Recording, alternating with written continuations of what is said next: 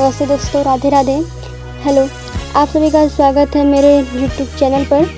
आज हम यहाँ पर पढ़ेंगे अलंकार रस। पहले वाली वीडियो में पढ़ चुके हैं, अब हम यहाँ पर पढ़ेंगे अलंकार। जो शब्द या अर्थ काव्य की शोभा, सुंदरता और प्रभाव को बढ़ाते हैं उन्हें अलंकार कहते हैं। एक और उदाहरण देते हैं हम आपको। जिस प्रकार आभूषण शरीर की सुंदरता बढ़ाते हैं, उसी प्रकार अलंकार कविता या भाषा की सुंदरता बढ़ाते हैं। अलंकार लगाने से जो हमारा शब्द है, कविता है, उसमें सुंदरता निखर आती है। अलंकार के दो भेद होते हैं। पहला है शब्द अलंकार, दूसरा है अर्थ अलंकार। शब्द अलंकार पहले देखते हैं।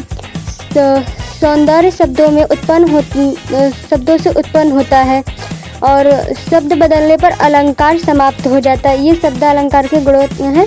अर्थ अलंकार सौंदर्य अर्थ से उत्पन्न होता है। दूसरा, शब्द बदलने पर भी अर्थ वही रहे जो अलंकार बना रहता है।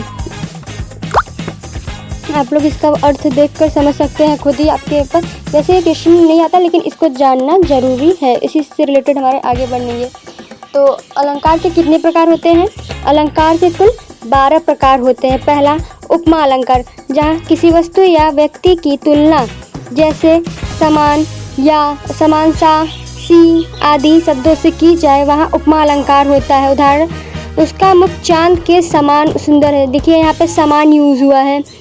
रूपक अलंकार, जहाँ उपमेय और उपमान में अभेद दिखाकर एक को दूसरे ही मान लिया जाए, वह रूपक अलंकार होता है। उदाहरण, उसका मुख चांद है। यहाँ पे डायरेक्ट बता दिया गया है और यहाँ पे समान, इन दोनों में अंतर देखिए। यहाँ पे उसके समान किसी और को इंडेक्स करके और यहाँ पे डायरेक्ट बोल दिया गया है। अब हम देखेंगे उत्प्रेक्षा अलंकार, जहाँ किसी वस्तु में दूसरी वस्तु की संभावना व्यक्त की जाए, वह उत्प्रेक्षा अलंकार होता है। उदाहरण, मानो चांद धरती पर उतर आया हो। चौथा, अनुप्रास अलंकार, जहाँ एक ही शब्द या अक्षर की बार बार आवृत्ति से सौंदर्य उत्पन्न हो, वह अनुप्रास अलंकार कहलाता है। उदाहरण, कानन कठिन भयंकर भारी, घोर घामहीन वारी ब्यारी। पांचवा, यमक अलंकार, जहाँ एक ही शब्द बार बार आए लेकिन हर बार उसका अर्थ अलग हो, यमक अलंकार कहलाता है। काली घाट का घमंड घटा, नवमंडल तारक वृंद खिले। घाट घटा ये देख सकते हैं, और यहाँ पे हम छोटे छोटे डेफिनेशंस दे रहे हैं जो आप एग्जाम में भी लिख सकते हैं और एकदम इजी हैं। आप लोग इसे एक बार अपनी कॉपी में नोट डाउन जरूर करिएगा। छठवां, श्लेष अलंकार, जहाँ एक ही शब्द से एक साथ दो या दो से अधिक अर्थ निकले, वह श्लेष अलंकार कहलाता है।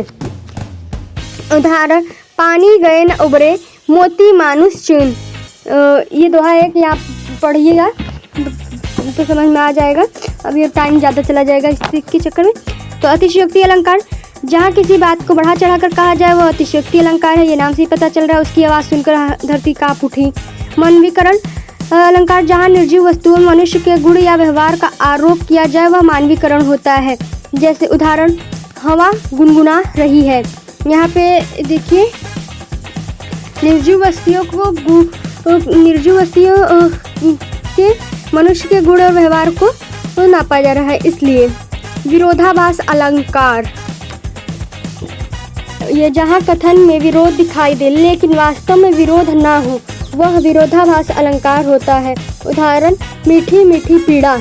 10वां, संदेह अलंकार, जहाँ किसी वस्तु के विषय में संदेह प्रकट किया जाए, वह संदेह अलंकार होता है। उदाहरण, यह चांद है या तुम्हारा मुख।